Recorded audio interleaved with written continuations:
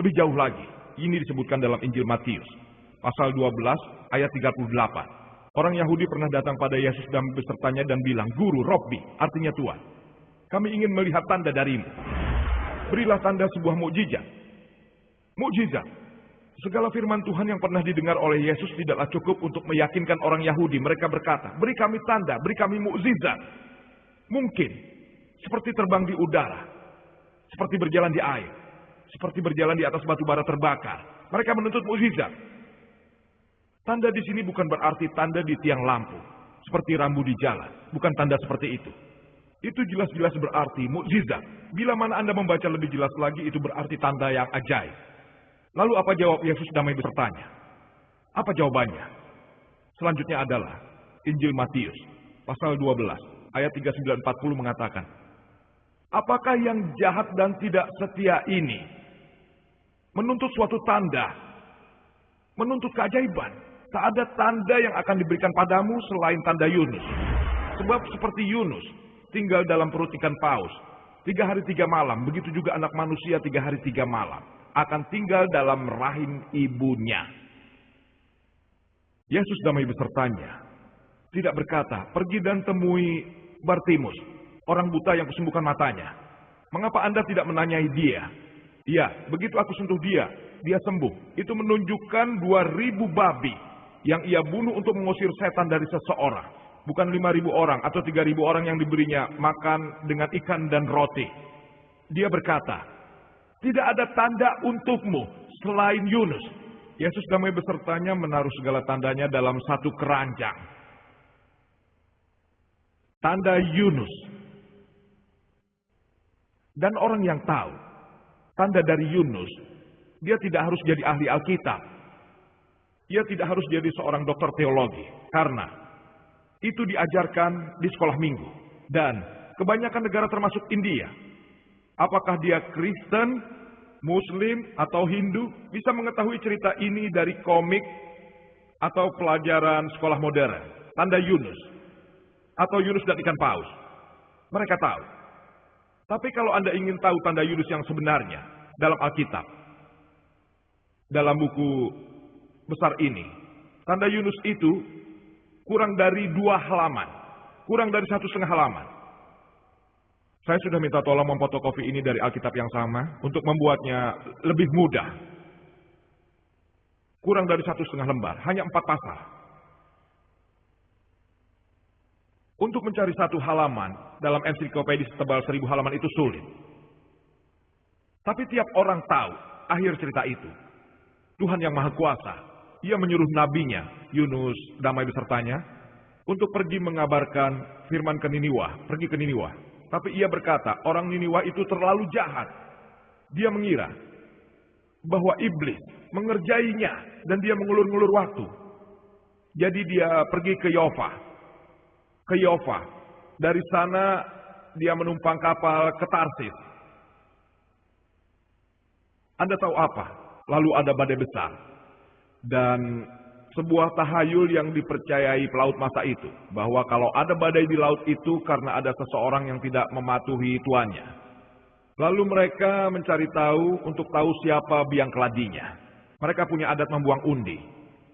Dan saat diundi, Yunus damai besertanya lah yang kena undi itu. Dan Yunus sebagai Nabi Tuhan yang Maha Kuasa, ia setuju dan ia berkata, "Begini, sayalah biang keladinya. Saya disuruh Tuhanku pergi ke Niniwa. Tapi dari Jopa saya malah pergi ke Tarsis, melarikan diri. Ini salahku. Angkatlah aku dan lemparkan aku ke dalam laut."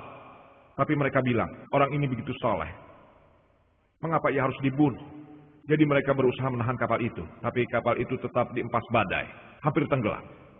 Yunus berkata lagi, "Mengapa kalian tidak lemparkan saja saya ke laut?" Dan akhirnya mereka setuju. Setelah Yunus dilempar, badainya berhenti. Itu mungkin hanya kebetulan saja. Lalu seekor ikan paus. Paus itu datang dan menelan Yunus damai besertanya. Yunus memuji Tuhan yang Maha Kuasa dari dalam perut ikan paus. Ikan paus itu membawa Yunus selama 3 hari 3 malam mengelilingi lautan. Lalu ikan paus itu memuntahkan Yunus di pantai. Apa tanda dari Yunus yang dimaksud Yesus damai besertanya? Bahwa Tidak ada tanda yang akan diberikan padamu selain tanda Nabi Yunus. Karena seperti Yunus, 3 hari 3 malam dalam perut ikan paus, begitu juga anak manusia berada 3 hari 3 malam dalam rahim ibunya. 3 hari 3 malam. Sekarang saya ingin menanyakan sesuatu. Saat Yunus dilempar keluar kapal, apakah dia mati atau hidup? Sebelum Anda menjawab, biar saya jelaskan pada Anda. Yunus mengaku, ia bilang saya biang keladinya, sayalah yang bertanggung jawab. Lemparkan saja saya. Biasanya ada yang memegang kakinya, ada yang memegang tangannya, lehernya. Tapi karena dia menawarkan diri, maka mereka tidak melakukan itu semua. Jadi mereka melemparkannya di luar kapal. Itu yang mereka lakukan pada Yunus. Apakah Yunus mati atau hidup? Hidup. Ikan itu datang dan menelannya. Apakah dia mati atau hidup? Hidup. Ia berdoa pada Allah yang Maha Kuasa dari dalam perut ikan paus. Apakah ia hidup atau mati? Apakah orang mati bisa berdoa? Hidup. Ikan paus membawa Yunus 3 hari 3 malam di lautan. Mati atau hidup? Hidup. Ikan paus itu memuntahkannya di pesisir pantai. Ia mati atau hidup? Hidup, hidup, hidup, hidup, hidup. Saat seseorang dilempar dari laut yang sedang bergelora, dia bisa mati. Kalau dia mati tidak ada mukjizat. Kalau dia hidup, baru ada mukjizat. Paus itu datang dan menelannya. Dia bisa mati, dia tidak mati. 3 hari 3 malam, dalam panas dan sesak napas, dalam perut ikan paus. Anda bisa mati, dia tidak mati. Itu mukjizat. Itu mukjizat dari mukjizat dan mukjizat. Mukjizat dari mukjizat dari mukjizat. Yesus berkata, damai besertanya, seperti Yunus. 3 hari 3 malam, begitu juga anak manusia 3 hari 3 malam, seperti Yunus. 3 hari 3 malam, dalam perut ikan paus, begitu juga anak manusia 3 hari 3 malam dalam perut bumi. Yunus waktu itu masih hidup. Tapi saat saya menanyakan hal itu pada orang Kristen, pada sepupu, pada saudara, pada keponakan, saat saya menanyakan hal ini pada mereka, bagaimana saat Yesus sedang besertanya, sedang dalam kubur? Menurut Anda, Yesus sudah mati waktu itu. Ia mati. Saya menanyakan ini pada Anda. Yunus waktu itu hidup. Yesus sedang besertanya mati. Jadi apa Yesus sedang besertanya? Atau dia seperti Yunus? Sama atau tidak sama?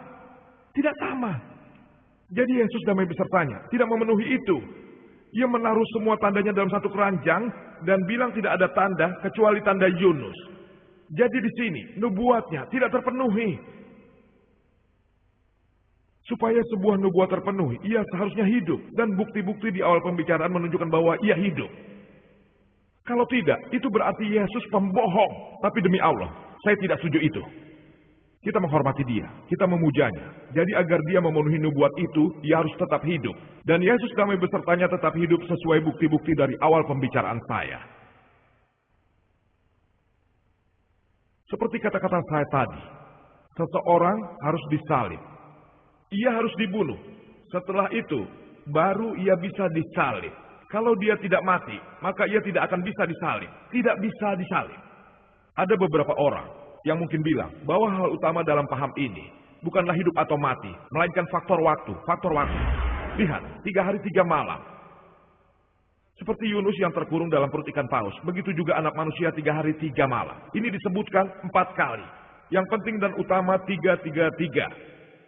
Itu bukan masalah hidup atau mati. Saya bilang, apanya yang unik tentang 3? Kalau saya bilang, saya perlu 3 hari 3 malam untuk bicara pada Anda. Apa itu mukjizat? Apa yang mukjizat tentang 3? 3 hari atau 3 minggu? Itu bukan mukjizat. Bukan. Itu faktor waktu. Kita analisa saja, apakah Yesus damai besertanya memenuhi faktor waktu yang kata beberapa orang Kristen adalah tema utama dari tanda itu. Seperti yang saya katakan sebelumnya, saat kami menanyakan orang Kristen, bahwa kapan Yesus damai besertanya disalib? Menurut Alkitab, orang Kristen akan menjawab, Jumat Agung. Jadi kami bertanya, apanya yang agung? Hari Jumat. Saat Yesus damai besertanya mati untuk dosa-dosa kita. Karena itulah Jumat Agung. Apabila Anda membaca pengadilan itu berjalan terburu-buru, mereka mengadili terburu-buru karena mereka ingin menggantung dia di salib. Dan mereka terburu-buru menurunkannya. Para penulis bilang, jangan ditahan semalaman, tergantung disalib di hari Sabat, menurut kitab Ulangan, pasal 21 ayat 23. Tanah itu akan terkutuk. Mereka terburu-buru menurunkannya. Dan mereka memandikan jenazahnya. Saat itu sudah larut malam, ia diletakkan di dalam kubur pada larut malam. Dan menurut kitab Yohanes pasal 20 ayat 1, Pada hari pertama minggu itu, minggu pagi, kubur itu ditemukan sudah kosong. Oleh